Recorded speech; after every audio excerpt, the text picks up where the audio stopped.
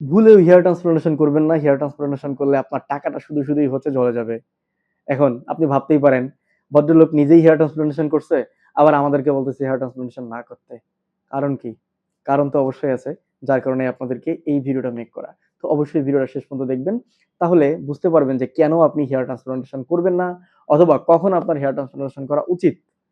দেখেন, আপনার যখন বয়স 18 থেকে 25 অথবা 26, 27, 30 এর ভিতরে চুলগুলা পড়ে মোটামুটি মাথার 3 ভাগের 2 ভাগ অথবা 1 ভাগ ফাঁকা হয়ে গেছে। বাট আপনার চুল কিন্তু এখনো আছে। জেনেটিক হেয়ার ফলের কারণে আপনার চুল কিন্তু একবারেই সব পড়ে যায় না। আস্তে পড়তে থাকে।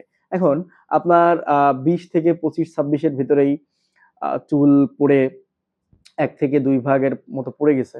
বাকিগুলা কি পড়বে না? জেনেটিক হেয়ার ফল মানে বাকিগুলা কিন্তু পড়তে থাকবে। একটা সময় পড়ে আপনার মোটামুটি একবারে এই পর্যন্ত ফাঁকা হয়ে যাবে।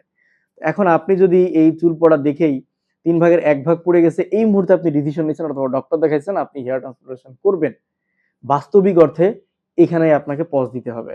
আপনি হেয়ার ট্রান্সপ্লান্টেশন এই মুহূর্তে করবেন না। কারণ ৩০, ৩২ অথবা ৩৩ বছর বয়স পর্যন্ত আপনার কিন্তু জেনেটিক হেয়ার ফল হতেই পারে অথবা হতে থাকতেও পারে। এখন আপনার ১ ভাগ অথবা ১.৫ ভাগ ২ ভাগ চুল পড়ার পরে আপনি হেয়ার ট্রান্সপ্লান্টেশন করে ফেললেন। করার পরে দেখলেন মাশাআল্লাহ আপনার চুলটা খুবই ভালো আসছে। আগের যে আপনার ১.৫ ভাগ অথবা ২ ভাগ চুল আছে এখন পর্যন্ত, ওই চুলটার কি হবে? জেনেটিক হেয়ার ফলের ওই চুলগুলা কি আপনার পড়বে না? আপনি ধরেন হেয়ার ট্রান্সপ্লান্টেশন করার ফলে আপনাদের চুলগুলা আসছে, এগুলা নিয়ে আপনি স্যাটিসফাইড থাকলেন। সব প্রকার মেডিসিনসও বন্ধ করে দিলেন। দেওয়ার ফলে আপনার যে আগের চুলগুলা ছিল, জেনেটিক হেয়ার ফলের কারণে আপনার কিন্তু ওই চুলগুলাও পড়ে যাবে। তখন কি হবে? আপনি হেয়ার ট্রান্সপ্লান্টেশন করছেন সামনে অথবা ২ সাইডে। আর পিছনে এই সাইড গুলা করেন নাই যা আপনার আগে থেকে চুল ছিল। এই চুলগুলা কিন্তু পড়ে যাবে। যার ফলে আপনার এই হেয়ার ট্রান্সপ্লান্টেশনটা পুরাটাই বৃথা যাবে। তো আপনি যেটা করতে পারেন সেটা হচ্ছে একটা সময় পর্যন্ত অপেক্ষা করুন। সেটা হতে পারে ৩০ বছর অথবা ৩২ বছর পর্যন্ত। অথবা আপনি দেখুন আপনার চুলটা আসলে কোন পর্যন্ত যেয়ে পড়া থামে অথবা কোন পর্যন্ত যেয়ে আপনার চুল পড়া শেষ হয়। সেই পর্যন্ত যেয়ে তারপর আপনি ডক্টর দেখিয়ে আপনার হেয়ার ট্রান্সপ্লান্টেশনটা করে ফেলুন। সেক্ষেত্রে আপনার চুলটাও ভালো পাবেন। আপনার জেনেটিক হেয়ার ফলের কারণে আপনার চুলটা পড়ে গেছে এবং আপনি পুরা একটা ধারণা পাবেন যে আসলে আপনাকে কোন পর্যন্ত হেয়ার ট্রান্সপ্লান্টেশন করতে হবে।